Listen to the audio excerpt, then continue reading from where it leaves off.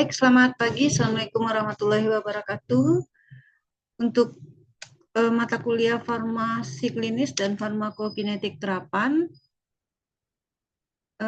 untuk minggu ini kita akan membahas tentang therapeutic drug monitoring ya.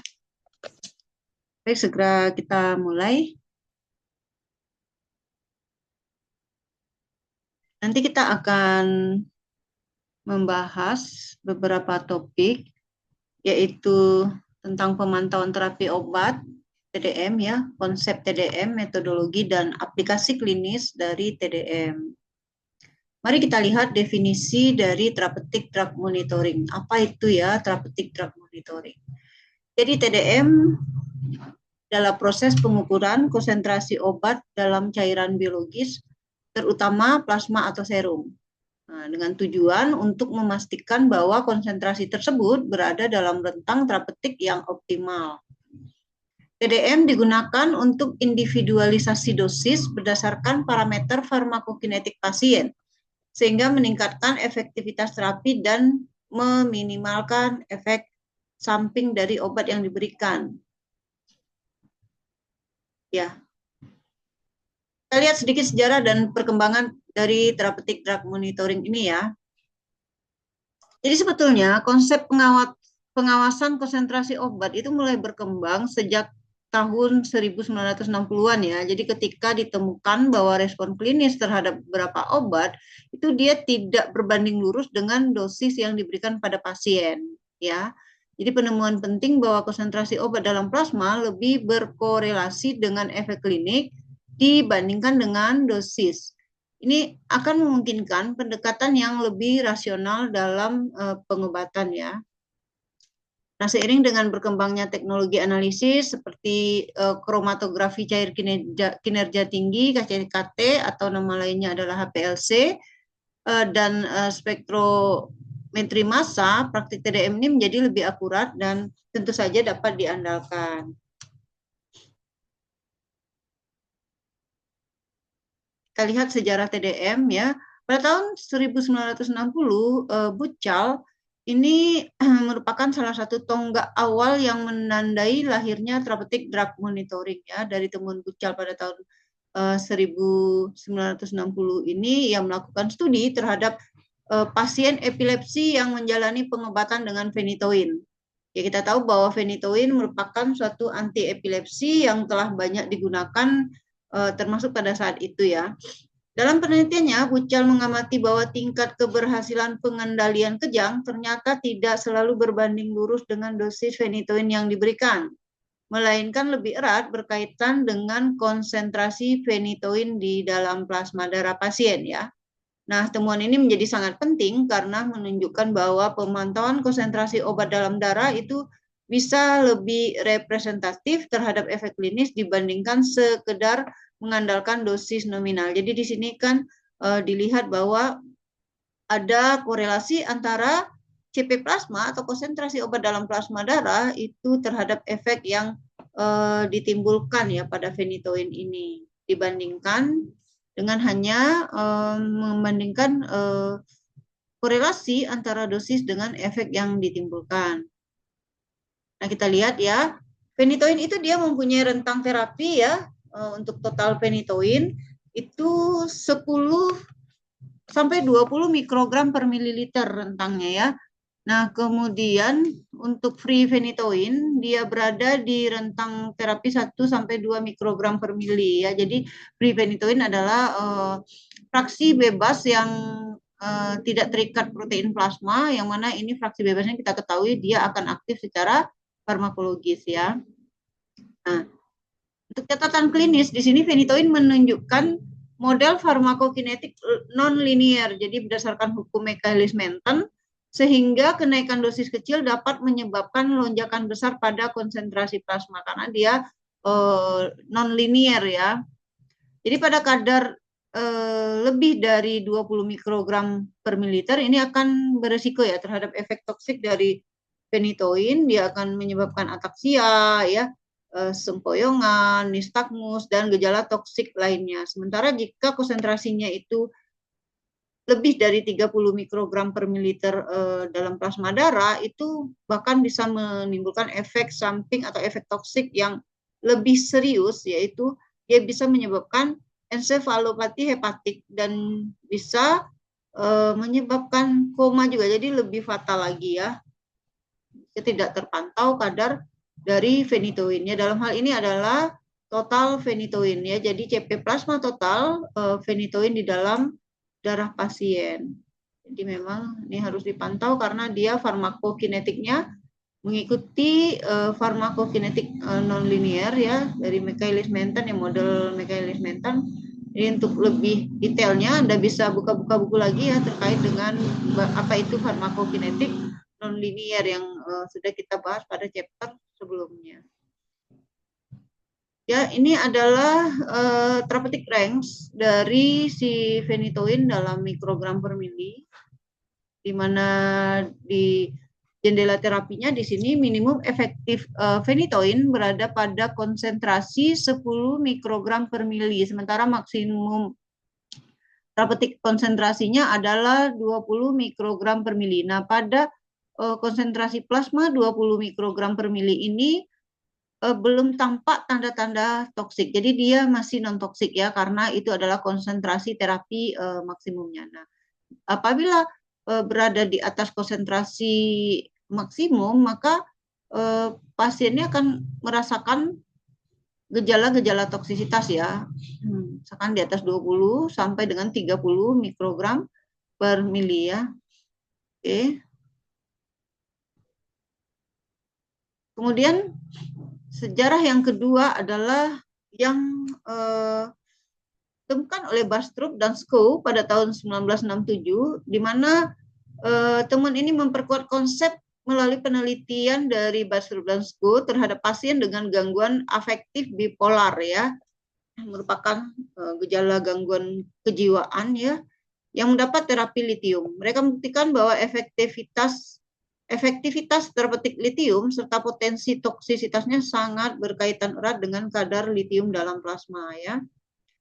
Diketahui bahwa litium memiliki indeks terapeutik sempit, ini memperlihatkan efek klinis yang optimal dalam rentang konsentrasi tertentu. Jadi litium ini juga harus hati-hati penggunaannya karena dia mempunyai IT yang sempit ya, atau therapeutic windows yang juga sempit ya. Kalau IT ini sebetulnya rendah ya, indeks terapi yang rendah ya. Kalau sempit itu lebih ke arah therapeutic windows atau jendela terapi. Ini saya koreksi ya, indeks terapinya harusnya kecil. Oke. Kita lihat data plasma dari litium. Rentang terapi dari litium ini berada di 0,6 sampai 1,2 mili ekivalen per liter ya. Jadi kadar efektif minimalnya di 0,6 dan kadar efektif maksimalnya ada di angka 1,2 mili ekivalen per liter. Nah, apa yang terjadi jika kadarnya di atas itu ya? Kadar di atas 1,5 mili ekivalen per liter itu berisiko toksik, dan di atas 2 mili ekivalen per liter umumnya dianggap sebagai kondisi toksisitas yang berat dan bahkan dapat mengancam nyawa ya. Ini fatal sekali akibatnya. Jadi ini benar-benar harus diperhatikan karena indeks terapinya yang kecil ya. Nah, untuk catatan klinis tentang terapi bisa disesuaikan tergantung fase terapi ya. Jadi untuk terapi pemeliharaan ini kita berbicara bukan dosis ya, tapi konsentrasi litium di dalam plasma darah, di mana untuk konsentrasi maintenance konsentrasi dari litium ini berada di rentang 0,6 sampai 0,8 mili ekivalen per liter.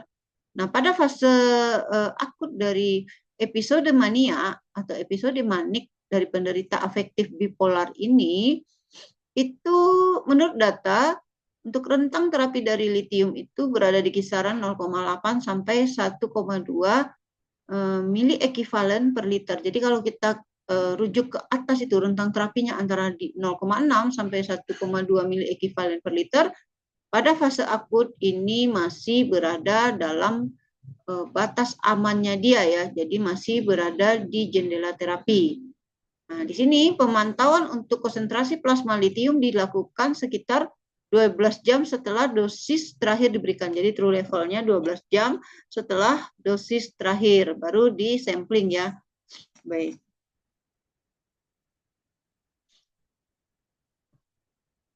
Nah, ini ada beberapa gejala toksisitas yang ditimbulkan oleh litium berdasarkan derajat keparahan ya.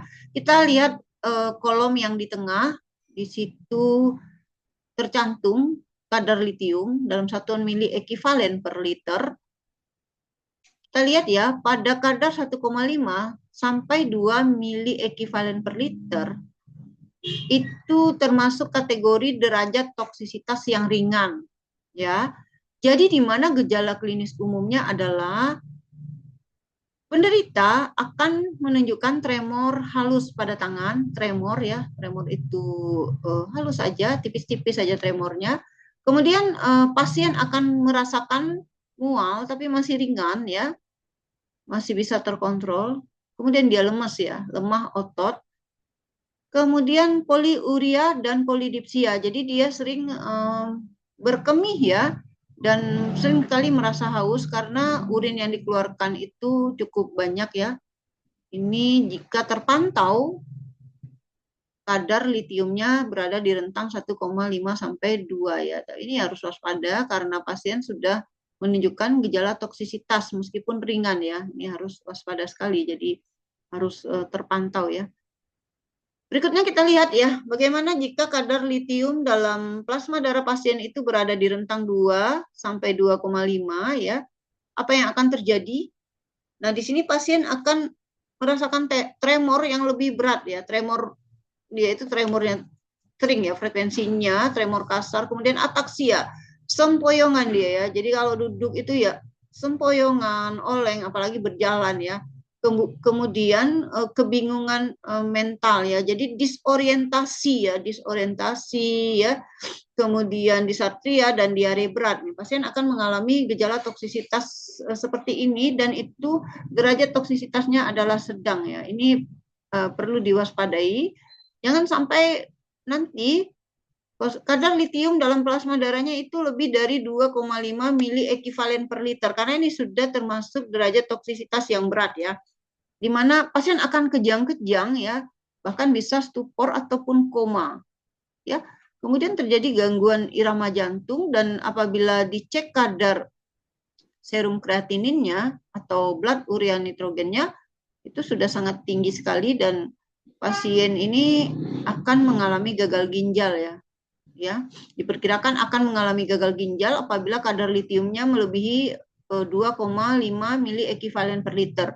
Dan di sini pasti terjadi ensefalopati hepatik. Nah, ini berat sekali, ini akan dapat mengancam jiwa karena posisi pasien ini sudah dalam karena kondisi pasien sudah koma ya.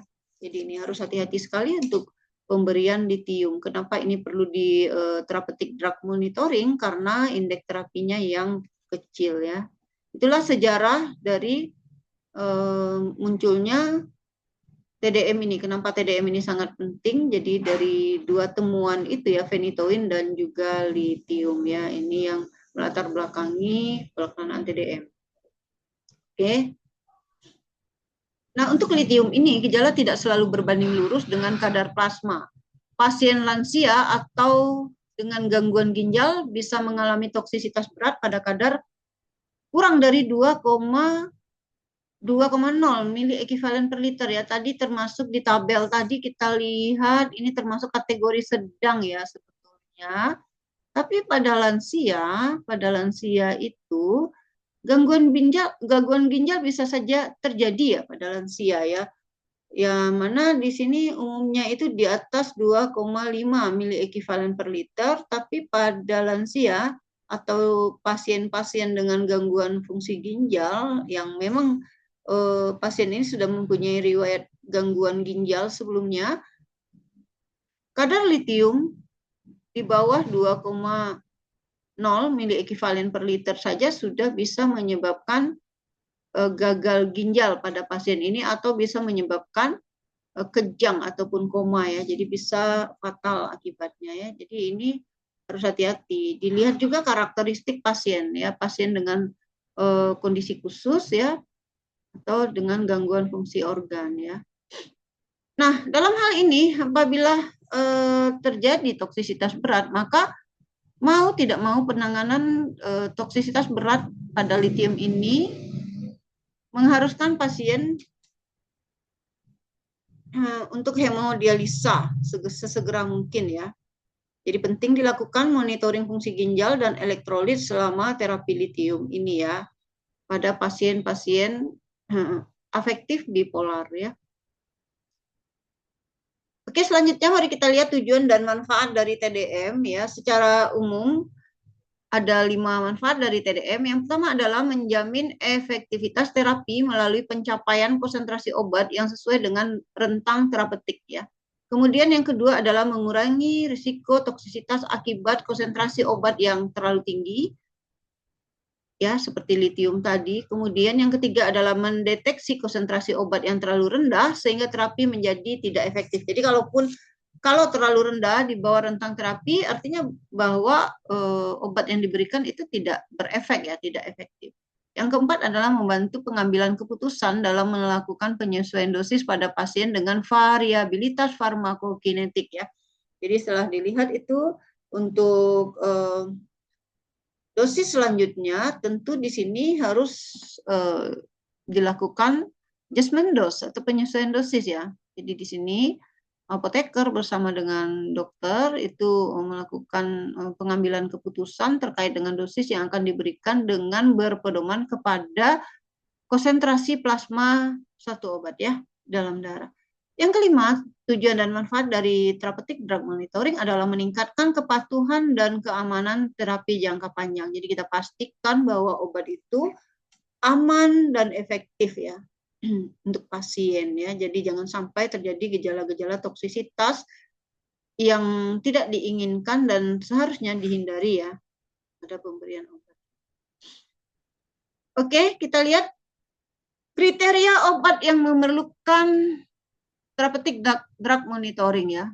Jadi untuk Anda ketahui bahwa enggak semua obat dilakukan TDM ya, tidak semua obat ya, ribet ya kalau semua obat ya. Nah, ini ada beberapa kriteria yang umumnya digunakan untuk menentukan apakah suatu obat cocok untuk pemantauan terapeutik ya. Apa saja itu? Pertama adalah obat yang memiliki indeks terapeutik yang kecil atau jendela terapi yang sempit, di mana selisih antara konsentrasi terapeutik dan konsentrasi toksiknya itu sangat kecil. Ya, celah terapinya kecil. Yang kedua adalah memiliki variabilitas farmakokinetik yang tinggi antar individu atau dalam satu individu dari waktu ke waktu ya.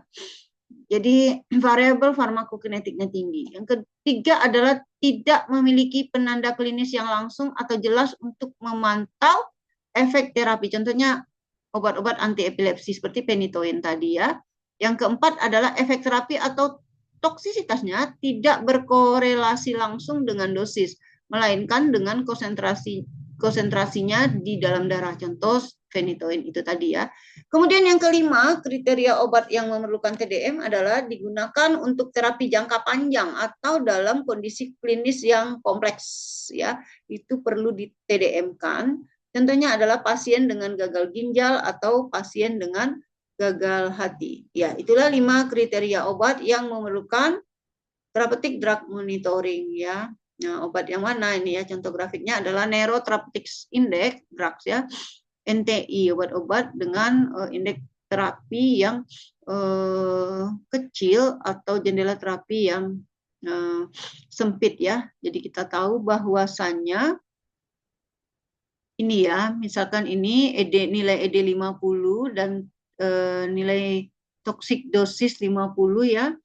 Di sini bisa Anda lihat ya bahwa therapeutic index itu merupakan perbandingan antara TD50 ya toxic dose dibagi dengan effective dose 50 ya. Nah, tentu saja ini secara secara umum ya dia tidak menimbulkan signifikan pharmacokinetic variability ya, itu tadi ya. Ini yang untuk obat-obat dengan NTI yang narrow ya, jendela terapinya sempit ya. Kemudian ya ini sudah tadi ya, saya kira ini sudah tadi signifikan pharmacokinetic variability ya, dan lain sebagainya, ada 5 itu tadi ya. Nah, ini adalah contoh dari form untuk TDM ya, request form of therapeutic drug monitoring. Jadi bisa dilihat di sini ya, ada nama pasien ya, tanggal, usia, gender, jenis kelamin ya. Ini alasan untuk permintaan TDM-nya apa ya. Kemudian di sini detail datanya, dosisnya berapa, waktu pemberian, dosis, frekuensi, berapa kali sehari ya. Kemudian ini data sampling time. Kemudian juga perlu diidentifikasi apakah pasien ini mempunyai ya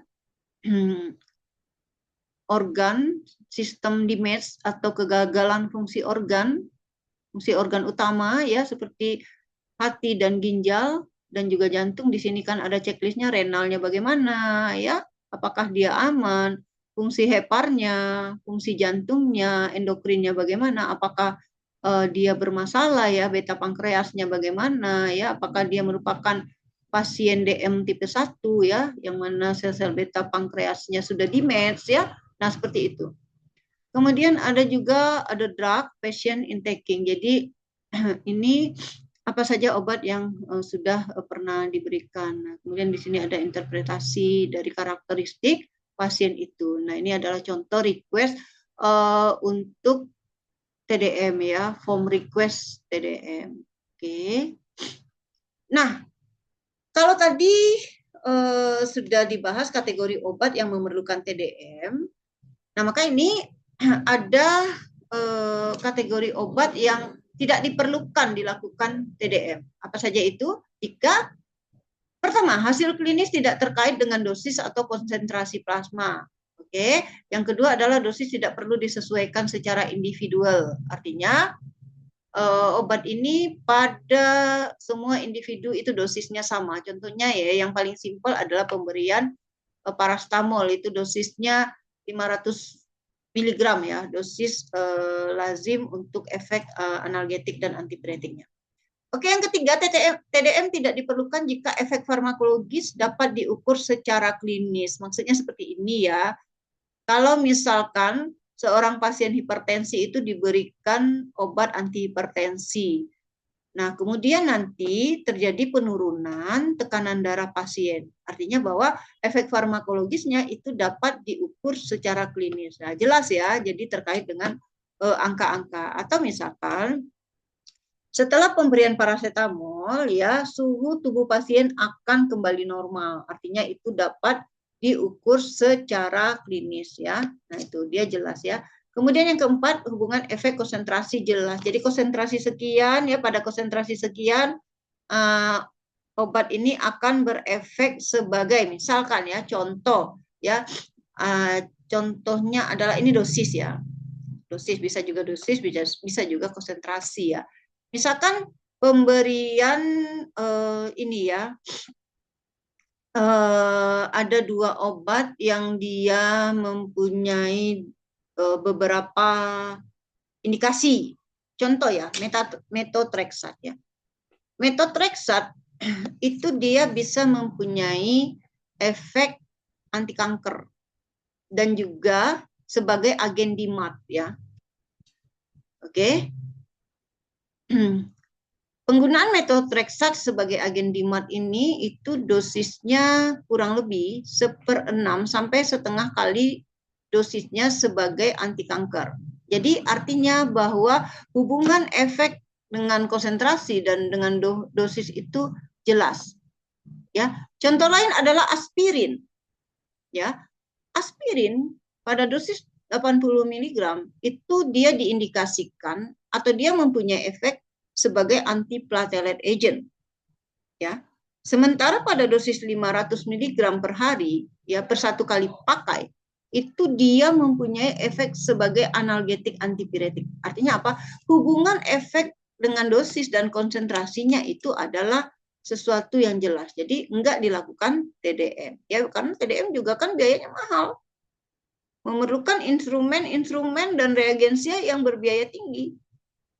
Jadi enggak semudah itu untuk dilakukan TDM ya. Oke. Yang kelima adalah obat-obat dengan rentang terapeutik yang lebar.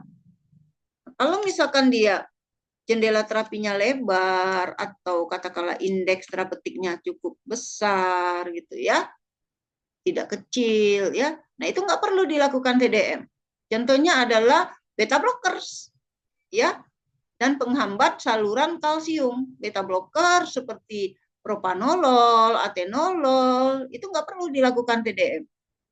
Kemudian penghambat saluran kalsium, kalsium kanal blocker seperti misalkan amlodipin, diltiazem, nifedipin, itu rentang terapeutiknya lebar, jadi nggak perlu dilakukan TDM. Ya, poinnya adalah tidak semua obat perlu dilakukan terapeutik drug monitoringnya. Ya, jadi ada beberapa kriteria obat untuk dilakukan terapeutik drug monitoring. Ya, oke. Nah, ini adalah beberapa obat yang perlu dilakukan TDM ya. Nah, ini seperti kardioaktif drug, amiodaron, digoxin. Kita tahu bahwa digoxin, digitoxin itu adalah obat jantung heart failure yang mempunyai indeks terapeutik yang kecil ya. Kemudian antibiotik seperti gentamisin, amikacin, tobramycin, nah ini perlu juga dilakukan terapeutik drug monitoring karena efek samping atau efek toksik yang cukup mengkhawatirkan. Kemudian antidepresan ya tadi sudah contohnya litium ya, dan trisiklik antidepresan lainnya. Kemudian obat-obat anti epilepsi ya seperti fenitoin, fenobarbital, benzodiazepin ya jika memungkinkan itu artinya adalah tersedia ya untuk pelaksanaan TDM di rumah sakit itu perlu dilakukan TDM ya. Kemudian agen bronkodilator seperti teopilin juga merupakan obat dengan indeks terapi yang kecil. Lalu ada di sini agen sitotoksik, cancer kemoterapi, methotrexate, kemudian agen imunosupresan ya, siklosporin ya. Jadi kalau imunosupresif itu adalah kata sifat, jadi sifatnya adalah imunosupresif. Dia bisa menyebabkan imunosupresif, tapi kalau agennya kita menyebutkannya dengan agen imunosupresan ya. Nah, ini contohnya adalah siklosporin. Itu adalah obat-obat yang biasanya ditedengkan. Oke. Nah, mari kita lihat apa sih prinsip ilmiah dan dasar farmakokinetik dari terapeutik drug monitoring. Nah, di sini kita mengkaji hubungan dosis, konsentrasi plasma, dan efek klinis ya. Jadi bisa digambarkan seperti ini. Misalkan suatu obat diberikan dalam dosis 1000 mg untuk satu kali pemakaian. Nah, apakah ke semua dosis itu akan mencapai sirkulasi sistemik? Tentu tidak. Pada fase absorpsi, obat itu tentu akan mengalami beberapa hambatan ya. Kan banyak faktor-faktor yang berpengaruh terhadap absorpsi suatu obat. Artinya bahwa dosis yang diberikan itu akan sepenuhnya masuk sirkulasi sistemik mencapai konsentrasi maksimalnya dia ya. Tergantung. Kan tergantung. Ya. Gantung juga pabrikannya. Ya, bagaimana formulasi dari suatu obat gitu ya. Maka dikaitkan antara hubungan dosis, konsentrasi plasma, dan efek klinis. Ya, secara ilmiah prinsipnya adalah tujuan utama pemberian obat adalah untuk mencapai konsentrasi yang efektif di tempat kerjanya ya. Tentu mulai dari formulasi obat ya, preformulasi, formulasi obat, kemudian diminum obat itu masuk ke dalam tubuh, misalkan katakanlah dia melalui rute oral ya, diabsorpsi, ya. Kan banyak faktor yang berpengaruh, tapi tujuan utama adalah bagaimana caranya supaya obat ini mencapai konsentrasi efektif di tempat kerjanya. Ya, berapa sih konsentrasi efektifnya, kan ada datanya. Nah, itu dia ya, itu tujuan dari farmakokinetik TDM.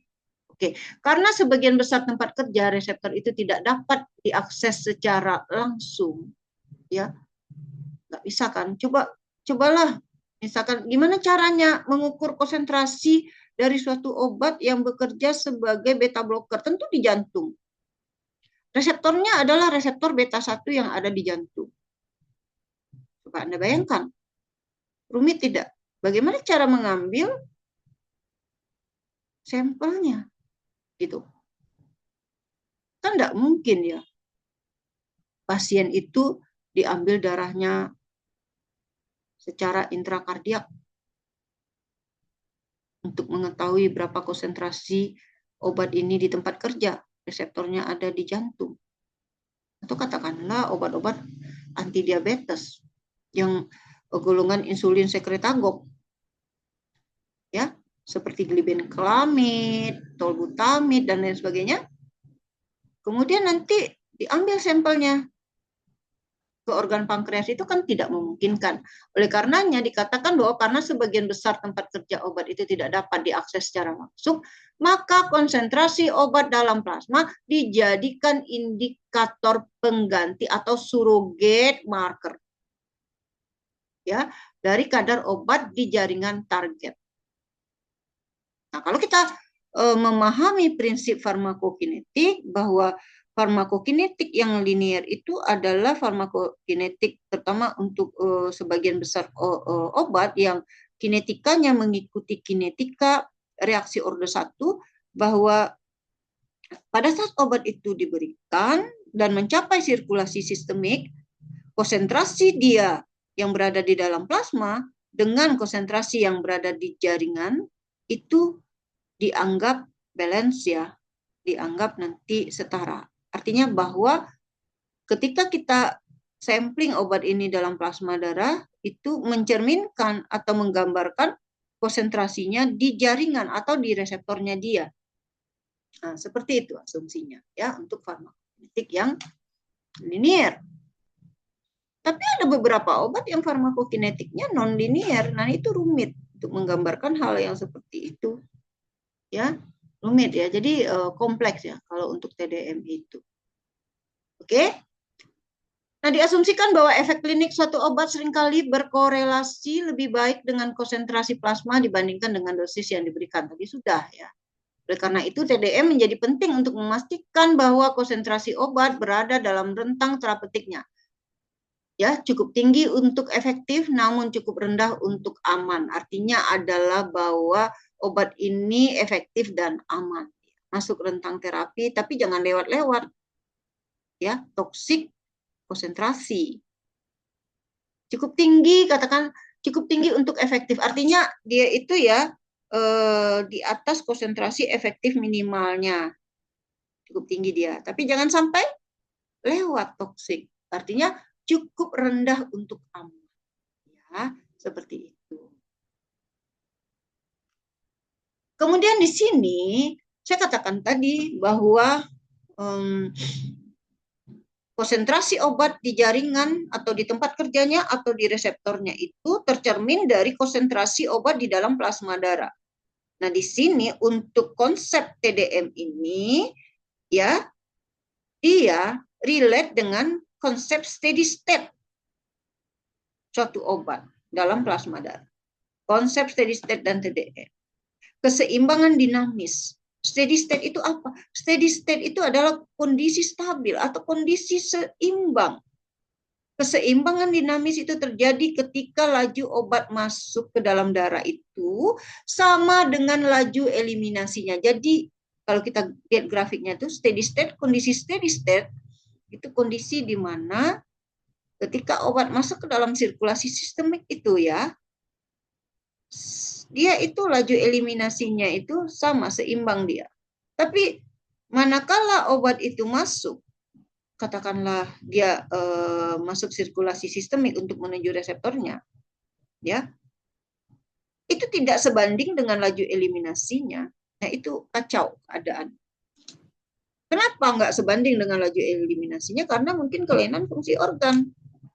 Karena mungkin ada obat yang dapat berinteraksi dengan dia, dengan obat yang masuk itu tadi. Karena mungkin ada makanan atau faktor pengganggu lainnya yang menyebabkan steady state atau keseimbangan dinamis ini tidak tercapai. Oke? Jadi Anda pahami konsep steady state. Karena sampling itu diambil pada saat steady state. Ya. Nah, umumnya kondisi keseimbangan dinamis atau steady state ini tercapai setelah 4 sampai 5 kali waktu paruh obat. Jadi Anda lihat data farmakokinetik suatu obat ya.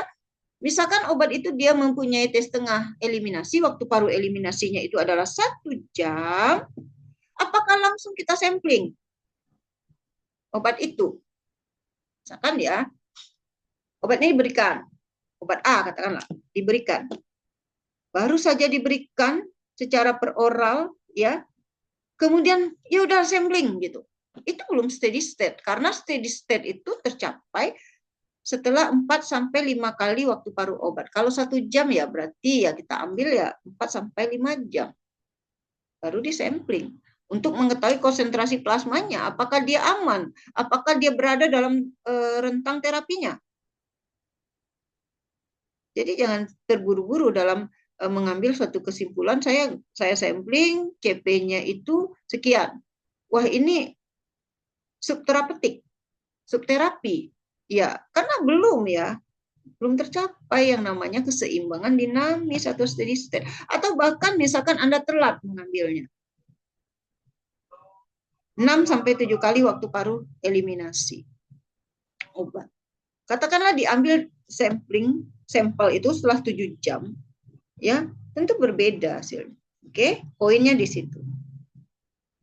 Nah, TDM sebaiknya dilakukan setelah steady state tercapai, kecuali dalam kondisi darurat atau perubahan fungsi organ. Jadi TDM itu nggak sembarangan juga ya dilakukan. Nah, di mana sampling konsentrasi obat harus dilakukan pada trough level atau sebelum dosis berikutnya untuk konsentrasi interpretasi. Jadi nggak boleh dosis double. Ya udah nanti aja diambil gitu ya. Ada obat yang diberikan 3 kali sehari. Ya, misalkan diberikan pagi jam 8, nanti lagi jam 4 ya, tiap 8 jam begitu ya. Ya, Anda harus ngambilnya di tengah-tengah, tergantung dari waktu paruh. Kalau misalkan begini ya, waktu paruh eliminasi suatu obat itu setengah jam, berarti kan 2 jam setelah pemberian, meskipun rentangnya di 8 jam. Enggak kita ambil di tengah-tengah jam 12, itu enggak, karena udah lewat. Jadi harus disesuaikan. Oke ya, begitu. Nah, ini adalah beberapa contoh tabel ya, waktu pengambilan sampel untuk obat-obat yang memerlukan therapeutic drug monitoring.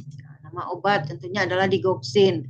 Digoxin ini waktu pengambilan sampelnya 6 sampai 8 jam setelah dosis ya, atau sesaat sebelum dosis berikutnya. Ada panduannya. Terangannya adalah untuk menghindari fase distribusi cepat yang bisa memalsukan kadar. Jadi false konsentrasi ya, seperti itu. Phenytoin tepat sebelum obat berikutnya. Nah, true levelnya seperti itu. Nah, karena memiliki waktu distribusi yang panjang, kadang perlu cek kadar bebas. Kita lihat lagi vancomycin, ya. Vancomycin tepat sebelum dosis keempat atau kelima. Jadi steady state-nya tercapai pada saat itu, pada titik itu sebelum dosis keempat atau kelima. Oke ya, ini Anda bisa baca sendiri teofilin itu kapan diambilnya ya. Litium 12 jam setelah dosis terakhir sampel stroke, sangat penting untuk konsentrasi hasil. Untuk litium tadi kita sudah bahas ya, apa saja toksisitas dari litium. Tadi ada 3 ya, yang sedang, yang toksisitas rendah, sedang, dan berat ya. Itu. Jadi Anda paham konsep dari TDM ini. Nah, untuk sampel biologisnya bisa menggunakan plasma dan serum. Anda sudah bisa bedakan apa perbedaan dari plasma dan serum ya, mana yang harus diberi antikoagulan, mana yang tidak ya. Plasma dan serum adalah media yang paling umum digunakan dalam TDM karena mencerminkan kadar sistemik darah. Tapi juga bisa diambil sampel whole blood atau darah utuh digunakan untuk obat seperti siklosporin dan tacrolimus ya. Tacrolimus ini adalah agen imunosupresan yang mahal sekali ini ya. Jadi untuk mencegah rejection dari organ yang didonorkan ya. Jadi whole blood ini digunakan untuk obat siklosporin ya, ini imunosupresan juga tacrolimus yang sangat berikatan dengan sel darah merah. Kemudian sampel urin juga kadang bisa digunakan untuk kebutuhan pasien atau untuk obat dengan ekresi dominan melalui ginjal, tapi kurang representatif untuk efek farmakologi. Bisa juga diambil saliva atau CSF ya, cerebrospinal fluid, cairan cerebrospinalis ya, ini sedang diteliti sebagai media alternatif terutama pada pasien anak dan pasien dengan kesulitan pengambilan darah, misalkan dia sering kejang ya, ini kenapa ini ya sering kejangnya setelah diberi obat tapi tidak ada respon. Nah, ada kemungkinan bisa langsung diambil sampel ke cerebrospinalis ya, cairan cerebrospinal. Oke, seperti itu. Nah, ini adalah beberapa metode analitik yang digunakan dalam pemantauan terapi obat TDM. Yang pertama adalah immunoassay ya. Ini merupakan metode yang paling banyak digunakan di laboratorium klinik karena dia cepat, mudah, dan kompatibel dengan sistem yang otomatis ya. Kemudian prinsip kerjanya berdasarkan ikatan spesifik antara antigen yaitu obat dan antibodi tubuh. Ya. Jenis immunoassay yang umum digunakan adalah enzim multiplied immunoassay teknik, EMIT, atau fluorescent polarization immunoassay dan radio immunoassay, EMIT, FPA, dan RIA, ya, di mana kelebihannya adalah cepat pasti, cocok untuk screening, dan volume sampel yang digunakan itu tidak terlalu banyak ya, sedikit saja. Kelemahannya adalah kemungkinan adanya cross reactivity dengan metabolit atau obat lain. Nah, ini harus hati-hati ya. Tentu saja ini berbiaya tinggi karena menggunakan kit yang ya mahal ya, seperti itu, berbiaya sangat tinggi, jadi tidak semudah teori untuk melakukan therapeutic drug monitoring. Oke. Kemudian bisa juga menggunakan HPLC atau KCKT untuk pengukuran kuantitatif obat dan metabolit dengan selektivitas yang tinggi. Bisa dikombin dengan detektor UV, fluorescence, atau electrochemical untuk meningkatkan sensitivitas. Ya, ini cocok untuk obat yang belum tersedia kit immunoassay-nya, agak rumit ya ini. Membutuhkan validasi analisis ketat dan personel yang terlatih. Jadi teknisinya itu harus memang dia advance di sini ya dalam menggunakan HPLC atau KCKT karena dia agak rewel ya. Nah, oke. Kemudian gas kromatografi, GC MS ya, bisa juga digunakan untuk obat yang volatil atau bisa diubah menjadi bentuk volatil. Nah, kombinasi dengan deteksi massa GC-MS meningkatkan selektivitas dan sensitivitas. Nah, ini contoh aplikasinya monitoring obat anti epilepsi dan zat toksik tertentu. Nah, biasanya ini kalau untuk pengiriman sampel GC-MS itu ya lumayan ya, satu sampel itu ratusan ribu ya, ratusan ribu, sekitar di angka 400 sampai ya bisa sampai 1 juta ya, tergantung nanti sampelnya. Kemudian bisa juga menggunakan LCMS, liquid chromatography, yang ditandem dengan mass spektrometri ya. Nah, ini merupakan gold standar untuk banyak obat TDM karena spesifitas, sensitivitas, dan kemampuannya yang jauh lebih bagus ya. Karena dia mampu mengukur konsentrasi obat dalam jumlah yang sangat rendah serta membedakan bentuk aktif dan metabolit. Ya, iya benar ya, kalau liquid kromatografi, apalagi kalau dia tandem sama mass spektrometri ya. Nah, ideal untuk imunosupresan seperti sitakrolimus tadi, siklosporin, anti epilepsi, dan antibiotik tertentu. Kelemahan, ya itu biayanya tinggi, memerlukan kalibrasi yang ketat, dan sumber daya yang advance untuk memegang alat ini ya. validasi dan standar kualitas dalam analisis TDM. Jadi TDM itu ketat ya untuk prosedur analisisnya, di mana metode TDM harus divalidasi untuk akurasi, presisi, selektivitas, linearitas, batas deteksi, dan stabilitas sampel. Yang sebetulnya kalau kita melakukan sampling untuk percobaan-percobaan atau penelitian farmakokinetik, salah satu syaratnya adalah syarat validasi metode ya. Oke, ketika kita S1 dulu ya kan ada praktikum farmakokinetik itu bagaimana akurasinya, presisi, selektivitasnya, linearitas, batas deteksi, dan stabilitas sampel. Ya, itu tentu saja mencakup instrumen yang digunakan, prosesnya, kemudian juga human-nya, ya, orang yang melakukan pekerjaan itu, pipetting segala macam. Jadi itu betul-betul harus teliti ya. Kemudian juga validitas dari instrumen yang digunakan, tidak semudah itu. Nah, di sini harus ada standar, jadi nggak bisa sembarangan TDM ya, harus mengikuti standar internasional seperti standarnya CLSI, Clinical and Laboratory Standard Institute, dan standar dari si EMA, European Medicine ya, dan juga FDA Bioanalytical Guideline. Oke, kemudian juga perlu dilakukan kalibrasi rutin dan kontrol kualitas internal untuk menjamin hasil dapat diandalkan, dipercaya ya. Reanalisis dapat dilakukan jika hasil tidak sesuai konteks klinis atau dugaan kesalahan. Nah, ini dia kan, kalau misalkan ada yang aneh ya, seperti halnya kita melakukan percobaan-percobaan farmakokinetik, nanti ulang lagi. Dan itu artinya apa? Itu artinya adalah biaya yang harus dikeluarkan juga tidak sedikit. Waktu yang dikeluarkan ya. Jadi TDM itu prosedurnya tidak mudah ya. Jadi untuk standar apa segala macam itu rumit dari segi biaya, dari segi validitasnya. Jadi itu harus memenuhi kriteria standar internasional ya. Oke, saya kira itu ya untuk materi kuliah terapeutik drug monitoring.